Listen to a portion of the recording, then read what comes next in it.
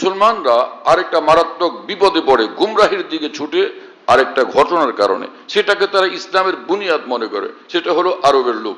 হ্যাঁ, আরবে ইসলাম আসছে, আরবে নবীরা আসছেন, আরবে কোরআন নাজিল হলো, আরব দেশ জুড়ে বেসুমার মানুষ।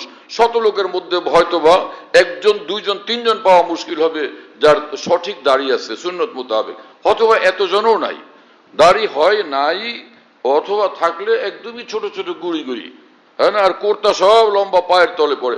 কোর্তা পায়ের তলে ফেলে পড়া চারো মজাবে হারাম, হানাফি, শাফি, মালিকি, হাম্বলি, চারো মজাবে কঠিন হারাম কাজ। আরবের লোকে করে, মানে করে সেই কাজ, সেজন্য সেটা ইসলাম হয়ে যাবে? হ্যাঁ, আরবের লোকে দাড়ি চাষলে সেই দাড়ি রাখা ইসলাম হয়ে যাবে?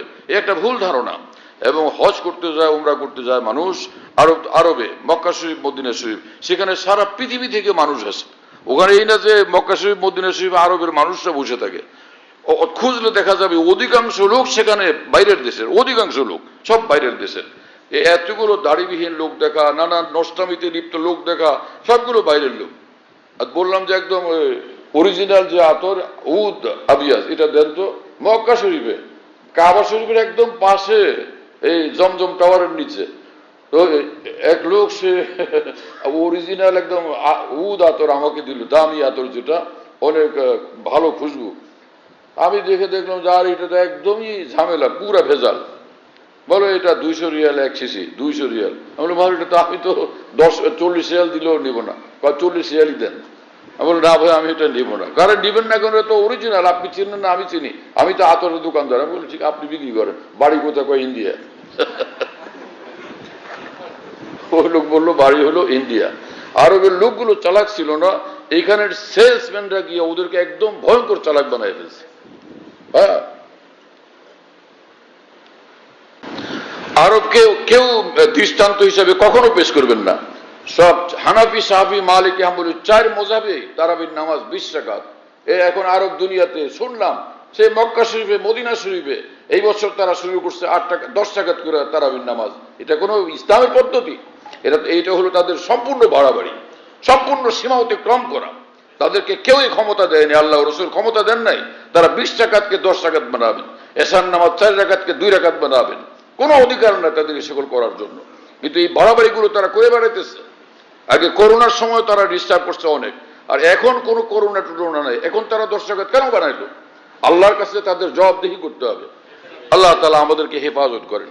দুনিয়ার কোনো এই সকল প্রমাণ টমান কেউ পেশ করবেন না যে অমুক দেশ, অমুক আরব দেশ, মক্কার দেশ, মদিনার দেশ। মক্কার দেশ, মদিনার দেশ দলিল না, দলিল কোরআন এবং হাদিস। দলিল আল্লাহর কোরআন, মুহাম্মদুর রাসূলুল্লাহ সাল্লাল্লাহু আলাইহি ওয়াসাল্লামের শিক্ষা, দীক্ষা এবং জীবন আদর্শ। এর বাইরে কোনো দলিল নাই। আর এই দলিলগুলো বুঝাই দেওয়ার যোগ্য মানুষ পৃথিবীতে উলামায়ে দ্বীন, আলেম উলামাগণ, যোগ্য আলেম উলামাগণ। খালি ছোটখাটো এক মৌলবী সাহেব তাকে মনে করবে যে মহান ইমাম, পৃথিবীর সর্বশ্রেষ্ঠ শিক্ষক। এটা ভুল। পৃথিবীর সর্বশ্রেষ্ঠ শিক্ষক যারা ছিলেন আইম্মায়ে দ্বীন, সেই মুহাদ্দিসিন, উলামায়ে দ্বীন, ফুকাহায়ে উম্মত, তাদের অনুসারী যারা, সেই উলামারা সত্যিকার যোগ্য উলামা। আর তাদেরকে যারা জীবনের সর্বক্ষেত্রে, ইসলামী জীবনের সর্বক্ষেত্রে গ্রহণ করে না, মানে না, ওই সকল ওলামা যোগ্য ওলামা না, অযোগ্য ওলামা।